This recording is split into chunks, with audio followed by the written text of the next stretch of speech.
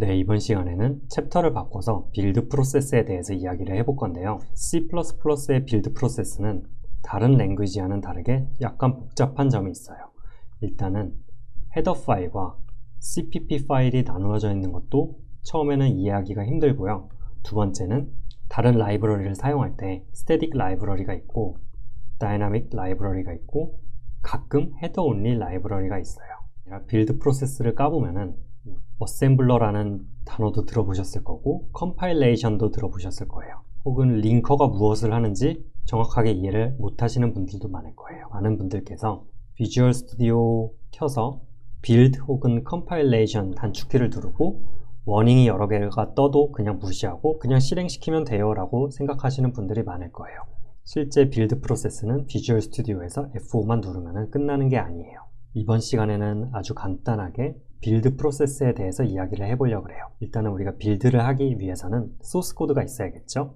main.cpp 파일을 가지고 있을 거예요. 고양이.cpp 파일을 하나 가지고 있다고 이야기를 해볼게요. catcpp 파일이 있다면 일반적으로 cat.header 파일이 있을 거예요.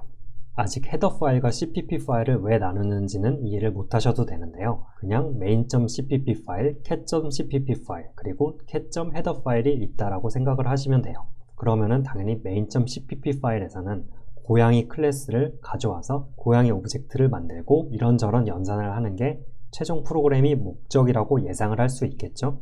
그랬을 때 빌드 프로세스에서 가장 처음으로 개입이 되는 게 프리프로세서예요. 프리프로세서 같은 경우는 코드에서 샵_include 혹은 샵_define 같은 키워드를 찾아가지고 치환을 해주는데요. main.cpp 파일 안에 샵_include cat.h가 있을 거고 당연히 cat.cpp 파일에도 샵_include cat.header 파일이 있다라고 가정을 해볼게요. 그랬을 때 프리프로세서는 cat.header 파일을 일로 가져와서 하나의 translation 유닛을 만들게 돼요. 당연히 cat.cpp 파일도 이렇게 가져와서 다른 translation 유닛을 만들게 되겠죠. 그 다음에는 컴파일러가 이런 translation 유닛을 전부 오브젝트 파일로 만들어내요.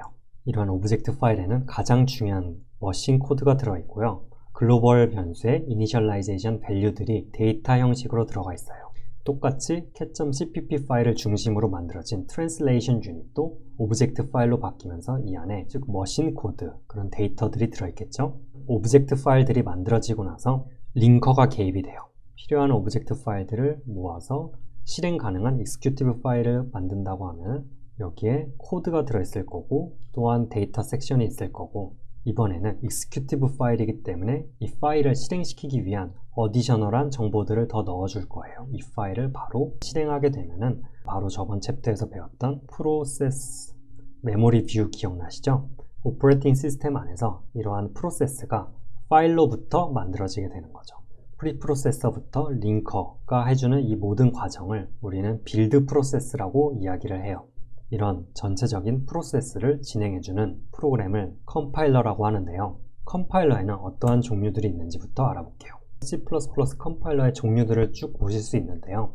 눈에 띄는 것들이 있는데 가장 먼저 클랭 보이죠? 제가 GCC 말고 클랭도 종종 사용을 하고 있어요. 제가 강의에서 자주 쓰는 GCC가 있죠? 마이크로소프트 비주얼 스튜디오를 사용하신다면 비주얼 C++ 컴파일러를 사용하실 거예요.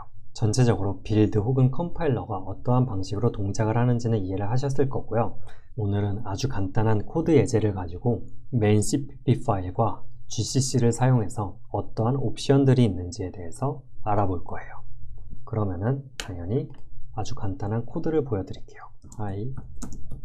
먼저 왼쪽의 코드를 컴파일을 하게 되면은 g++ main.cpp 리스트를 보시면은 여기 a.out이라는 파일이 만들어진 것을 확인을 하실 수가 있어요.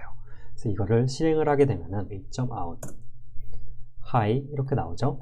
g++ main.cpp -o 뒤에는 아웃풋 파일의 이름을 만들어 줄 수가 있는데요. 인사를 하는 프로그램이니까 greeting이라고 아웃풋 이름을 만들어 볼게요. greeting이라는 파일이 만들어졌죠.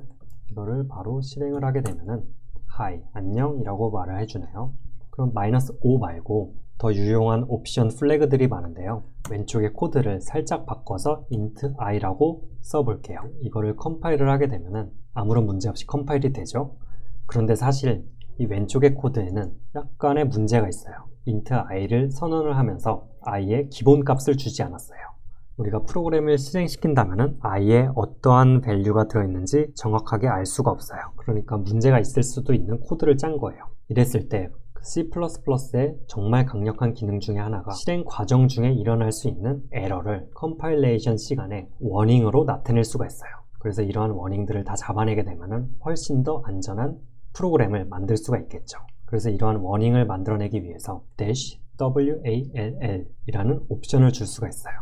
컴파일을 해보면은 unused variable i라고 써있네요. 제가 원한 거는 not initialized warning이었는데 unused variable이라고 해주니까 i를 한번 사용을 해주면 되겠죠. initialize가 되지 않은 variable i를 사용을 해주게 되면은 다시 컴파일을 해보면은 warning과 함께 i는 initialize가 되지 않았는데 사용이 됐다라고 워닝을 줘요.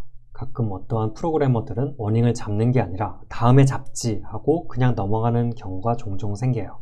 워닝이 있으면 컴파일이 아예 되지 않게 만들어주는 옵션을 주는 것도 괜찮은 방법이에요.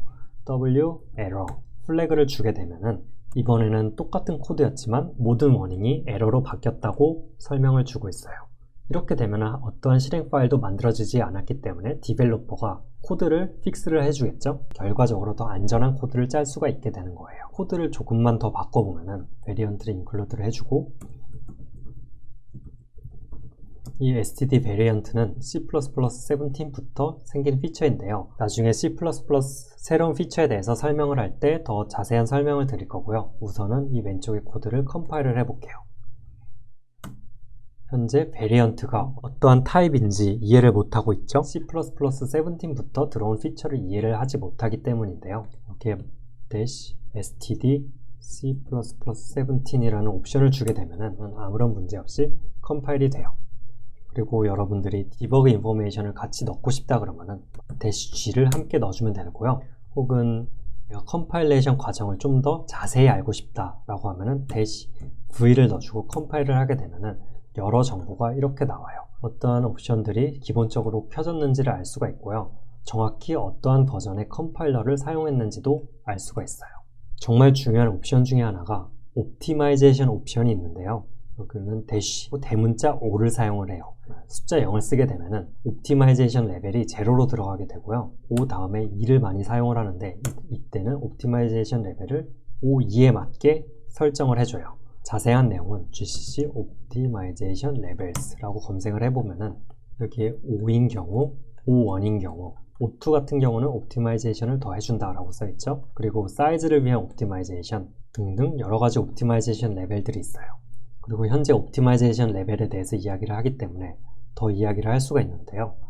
여기에 MARCH, Machine Architecture라는 옵션을 줄 수가 있어요. 그래서 여기에는 여러분들이 만들어낸 바이너리가 인텔 최신 아키텍처에서 돌아간다면 그 아키텍처에 옵티마이즈된 코드를 만들어낼 수가 있어요. MRCH라고 치면은 이거에 대한 설명이 나오겠죠? 그랬을 때 머신 아키텍처 뒤에 CPU 타입을 넣어주면은 그 CPU에 맞는 바이너리가 생성이 돼요. 컴파일을 한 곳에서 실행을 하고 싶으면은 네이티브라는 옵션을 주면은 현재 머신에 맞춰진 바이너리를 만들게 되고요. 일반적으로는 x8664 즉 제너릭 64비트 익스텐션을 사용해서 바이너리 파일을 만들어줘요. 스카이레이크 같은 경우는 더 복잡한 인스트럭터들을 지원을 할 수가 있는데요. 그런 것들에 맞춰서 바이너리 코드를 만들어주기 때문에 또 옵티마이즈가 된 코드를 만들 수가 있을 거예요. 물론 당연하게도 이러한 컴파일레이션 옵션에 의지하는 것보다는 직접 프로파일을 찍는 것이 훨씬 정확해요. 네, 이렇게 해서 이번 시간에는 빌드 프로세스 혹은 컴파일레이션 프로세스에 대해서 대략적으로 알아보았고요. 커맨드 라인 환경에서 GCC라는 컴파일러를 활용해서 여러가지 옵션들에 대해서 이야기를 해보았어요. 그래서 이러한 옵션들 뿐만이 아니라 더 많은 옵션들이 있으니까 여러분들이 직접 구글링을 활용을 하면은 더 많은 것을 알아내실 수가 있을 거고요. 클랭 같은 경우는 그 특성상 크로스 컴파일을 상당히 잘 지원을 해줘요. 또한 비주얼 C++ 같은 경우도 그거에 맞는 옵션들이 있으니까 여러분들이 마이크로소프트 개발자 페이지를 가시면은 유용한 컴파일레이션 팁 혹은 옵션들을 찾아내실 수 있을 거예요. 여러분들이 직접 코드를 짜게 되면은 당연히 이런 옵티마이제이션 플래그들이 중요할 거고요. 그리고 실행 시간에 일어날 수도 있는 에러를 컴파일 시간에 워닝 혹은 에러로 미리 잡아준다면 훨씬 안전한 코드를 만들어낼 수 있기 때문에 이러한 옵션들도 매우 중요하게 사용이 될 거예요. 그러면 이번 시간에 빌드 프로세스에 대해서 간략히 알아보았는데요. 바로 다음 시간에 뵙도록 할게요.